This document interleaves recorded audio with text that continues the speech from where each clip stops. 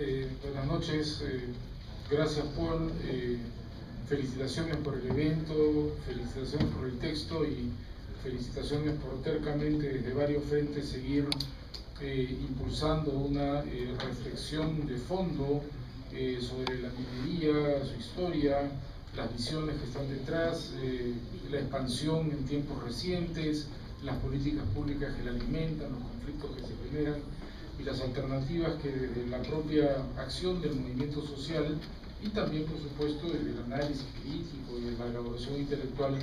se van construyendo. Lo primero que quería decir es, en realidad, insistir en algo que Rocío y varios otros y otras ya mencionaron al inicio,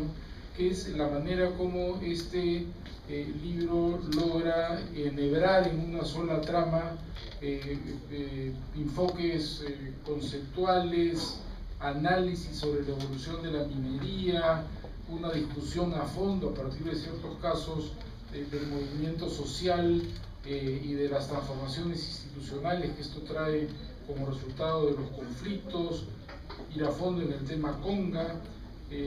la atención que ahora se pone a distintos aspectos de la gestión pública en relación a varios temas y finalmente el debate sobre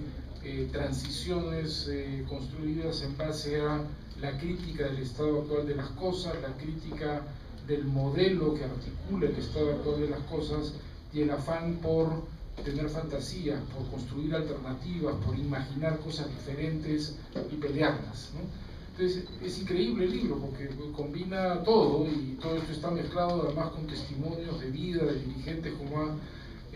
resaltado Rocío, y entonces realmente le permite, ¿no?, a quien se dé el tiempo de leerlo, de mirarlo, tener realmente una visión multidimensional, ¿no?, histórica, conceptual, presente, con perspectiva hacia adelante, de lo complejo de este asunto de la minería y todo lo que orbita en torno a ella. Sé, soy testigo de que por eso mismo sacarlo ha sido harto complejo, porque no todas las tardes uno junta 40 textos, ¿no? Eso no es broma, es una chambaza. Y entonces realmente yo creo que hay que agradecer el esfuerzo hecho al programa y a todos los que han estado metidos en esto, porque realmente permite tener en una mano 40 entradas diferentes a un tema que necesita 40 entradas diferentes, si es que no más. Eso para mí es lo primero que quería resaltar. Lo segundo es que, como suele ocurrir a partir de la publicación del primero de los textos sobre transiciones y de las muchas discusiones que han habido en el camino, es que vamos aprendiendo y vamos descubriendo temas nuevos y vamos complejizando nuestra propia mirada respecto de los temas que ya hemos tocado antes. Entonces yo quiero resaltar algunos de los temas que están acá contenidos, que a mí me parece que abren nuevos derroteros, que nos plantean nuevas pistas para la discusión. Y muy rápidamente, por ejemplo, tenemos un texto sobre minería y salud. A mí me gusta resaltar este texto, además porque tiene que ver con historia familiar. Mi padre trabajó en algún momento de su vida temas de salud de los trabajadores mineros en las minas de Cerro Pajo, en las minas en el centro. Eso es algo que yo he escuchado mucho tiempo y en muchos casos el tema luego desapareció, porque desapareció ese sindicalismo minero que peleaba por mejores condiciones de trabajo dentro de la mina. Hoy día retomamos el tema de minería y salud y puede ser leído desde varios aspectos. La manera como la actividad minera afecta a la salud de las poblaciones circundantes, porque las priva de agua, porque les contamina el aire y el ambiente, pero la manera también como la actividad minera hecha en ciertas circunstancias expone a sus propios trabajadores a problemas específicos de salud que tienen que ver con la naturaleza misma de la actividad y las condiciones en las que se hace, ¿no? Entonces, cuando nosotros mismos decimos, no se trata de levantar una plataforma cerradamente antiminera, alguna minería habrá, solo que será una minería condicionada a la consulta y al consentimiento de las poblaciones y condicionada a los procesos previos de zonificación y ordenamiento territorial, yo creo que cabría añadir, y será una minería condicionada a que le ofrezca a sus propios trabajadores condiciones razonables de seguridad personal, condiciones razonables de trabajo para proteger su salud. Entonces se me abre ahí toda una pista de discusión. Lo mismo, digamos, hay un texto provocativo sobre el tema de minería, agua y cambio climático. Y quiero resaltarlo porque además hemos estado al mediodía con Julia Cuadros y José de Chávez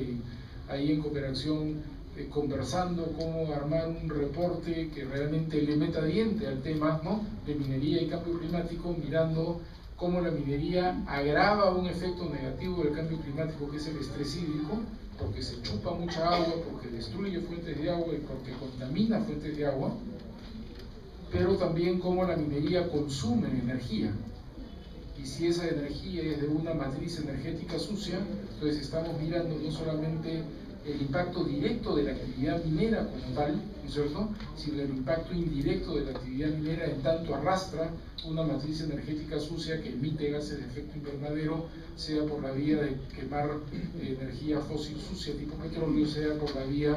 de demandar grandes proyectos hidroenergéticos que todos sabemos que terminan emitiendo más gases de efecto invernadero que el petróleo que se usaría en vez de hacer esos grandes proyectos hidroenergéticos. Entonces me parece que por ahí también vamos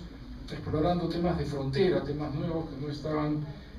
antes en la reflexión, ¿no? Entonces este tema del vínculo minería, agua, cambio climático, al cual habrá que añadir el vínculo minería, energía, cambio climático, para tener una visión más completa de cómo una apuesta por un modelo primario exportador anclado en la exportación de minerales y en la extracción de hidrocarburos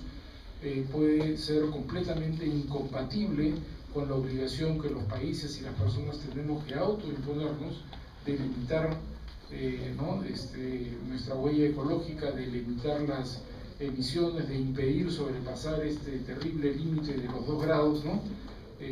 para impedir, digamos, que se afecten las condiciones básicas de reproducción de la humanidad en el planeta Tierra. Entonces me gusta el texto porque le mete diente a temas nuevos.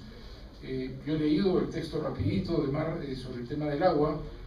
No está todo resuelto, es obvio que en el país falta información, tenemos harta información sobre los impuestos, las regalías, el canon, en qué se gasta, tenemos alguna información sobre el consumo de energía, no tenemos ninguna información sistemática, oficial, actualizada y confiable sobre cuánta agua consume la minería a nivel nacional, por cuencas, cuánto, ¿no?,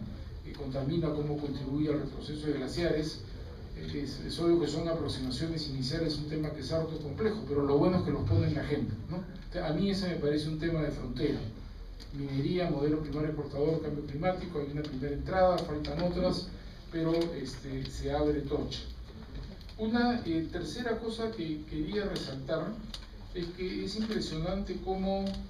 en el acompañamiento de los movimientos sociales y en la reflexión en torno a los temas que el propio movimiento social nos pone por delante,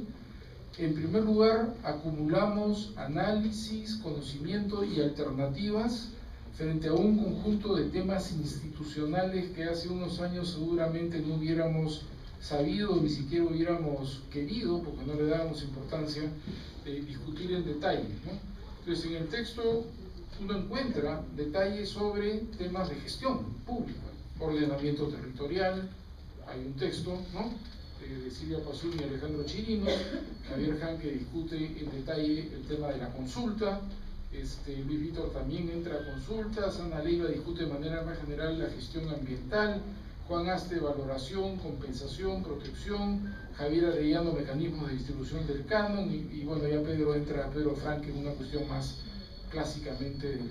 peso, del rol de la minería en la economía, en la renta pública y las alternativas. Pero si uno suma la cantidad de conocimiento, el análisis de las alternativas que frente a cada caso van saliendo, uno se da cuenta de que a partir de los retos que el movimiento social nos ha puesto por delante, a partir de la necesidad de entender cómo funcionan, no funcionan o malfuncionan las instituciones públicas que tienen que ver con estos temas, hemos colectivamente generado conocimientos que ahora permiten, creo yo, ya pensar en dar el salto hacia la formulación de una alternativa no solamente económica frente a la minería, que es un debate en el cual hemos estado mucho tiempo, sino también como, perdón, yo mismo lo estoy apagando, el peligro pesa y aprieta el botón y se apaga. Cómo construir también una alternativa totalmente diferente de gestión institucional, ¿no? Entonces, y esto tiene como trasfondo un enfoque que está también en uno de los artículos y que Verónica lo ha resaltado también en su entrevista, que es la idea de que el conflicto es motor de cambio institucional. El conflicto muchas veces aparece inmediatamente como una acción de resistencia y en muchos casos es un no sostenido, algo que la gente no quiere. Pero el conflicto siempre termina poniendo en evidencia que se tomó alguna decisión mal tomada y termina desnudando cuál es el sistema de toma de decisiones que está detrás de esa decisión mal tomada. Cuáles son sus falencias, sus carencias, cuáles son sus problemas, cuáles son los intereses que se expresan y a quién sirven. Y por tanto abre siempre la puerta a un debate sobre cómo redefinir ese sistema de toma de decisiones. Y en el caso peruano reciente hay dos cosas que son clarísimas. Tenemos ley de consulta por el baguazo. Hubo toma de decisión desde el gobierno, se produjo la avalancha de decretos, los llamados, ¿no?, de la ley de la selva, los decretos de la Amazonía. El Estado aprovechó de una delegación de facultades para legislar en ciertas materias y contrabandeó cosas para meter agroindustria, forestación comercial, cambio de uso de suelos, relajar los mecanismos comunales para la toma de decisiones. Reaccionó la Amazonía, reaccionó EDC, hubo dos huelgas generales, al final hubo el baguazo. Para salir del paso, obviamente, se había un entrenamiento, se derogaron los decretos, efectivamente, pero por si eso fuera poco, se establecieron 4 mesas y una de las 4 mesas produjo las bases, ¿no?, del acuerdo fundamental entre la Defensoría del Pueblo y las organizaciones indígenas sobre una ley de consulta. La aprobó el Congreso, García la vetó, el siguiente Congreso la aprobó por unanimidad y a partir de ahí es historia conocida. Pero eso, que es un gran cambio institucional en el Perú, que luego de no sé cuántos años de haber firmado el convenio 169 de la OIT, por fin se legisle y se reglamente para que sea efectivamente ejecutable, eso no se daba sin el baguazo. Y costó lo que costó. Y familias lloraron a sus muertos, por el lado indígena y por el lado policial. Pero sin eso no había ese cambio institucional. Y exactamente la misma es la relación entre Conga y la creación del Servicio Nacional de Certificación Ambiental. Si no hay la resistencia de Conga, hoy día no habría Servicio Nacional de Certificación Ambiental y la aprobación, la evaluación y aprobación de los estudios de impacto ambiental seguiría en manos del Ministerio de Energía y Minas, en abierto conflicto de interés, porque su interés principal no es proteger el medio ambiente, sino promover las inversiones. Y es porque Conga desnuda la manera ya absolutamente insostenible y absurda en que se siguen evaluando y aprobando estudios de impacto ambiental en el Perú, que se abre el espacio para la pelea donde el Ministerio del Ambiente le quita al Ministerio de Energía y Minas los estudios, ¿no?, y se abre este curso trabado, mal hecho, lento, en fin, lleno de problemas, pero que a la larga terminará diciendo, bueno, un buen día en el Perú,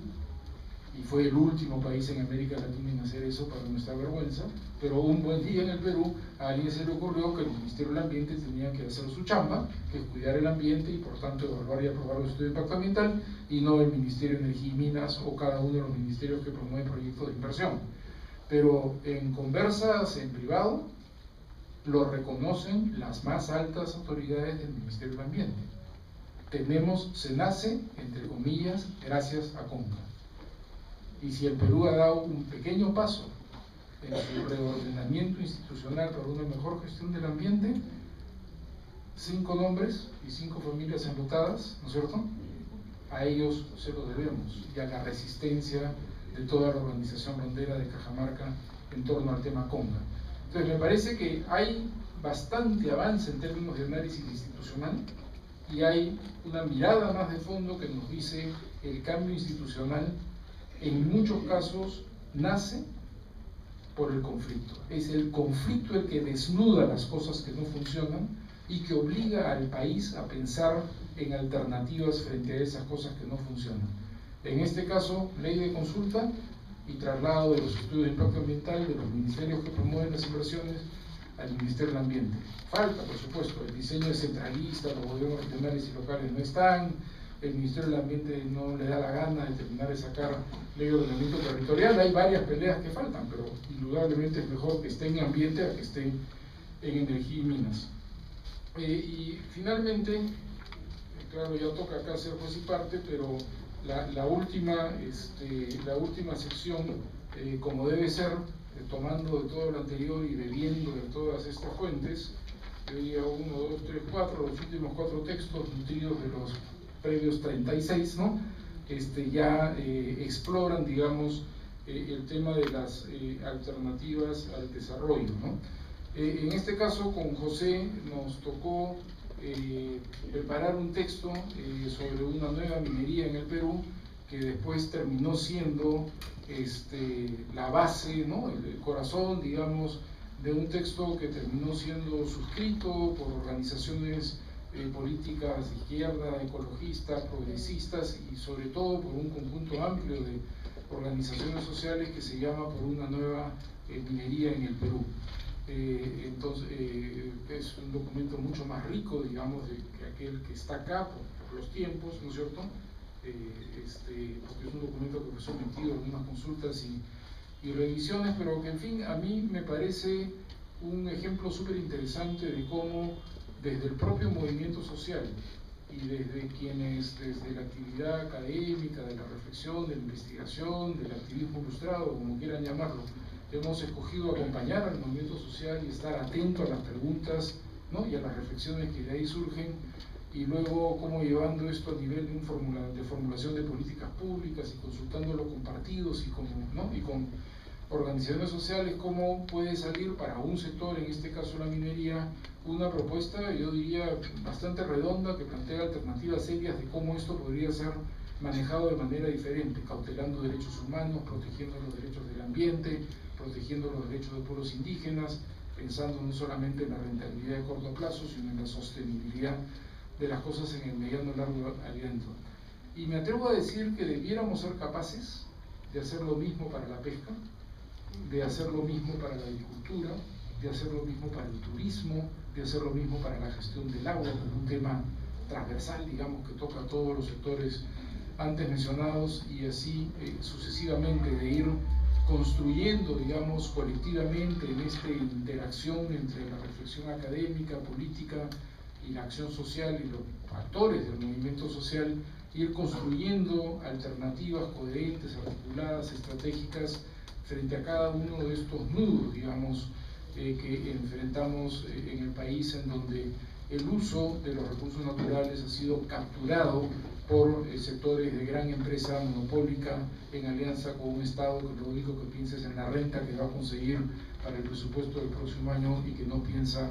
en las futuras generaciones. Entonces creo que lo que se logró hacer acá en diálogo en torno al tema minería, debiéramos ponernos como reto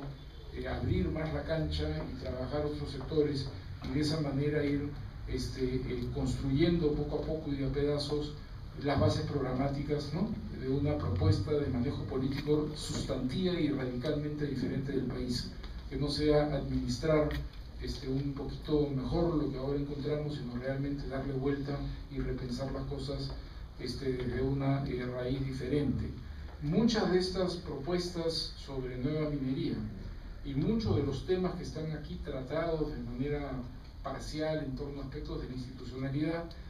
también en un proceso colectivo con varios que están acá, hemos tratado de irlos articulando en esta discusión de la crítica al extractivismo que vivimos en el país, en su cara neoliberal, también constatando las limitaciones de este otro extractivismo más nacionalista, redistributivo, en algunos casos con mucha mayor soberanía sobre los recursos que se vive en Bolivia, en Ecuador, en Venezuela, pero que no logra romper con la lógica misma extractivista de dependencia profunda de la extracción de minerales e hidrocarburos,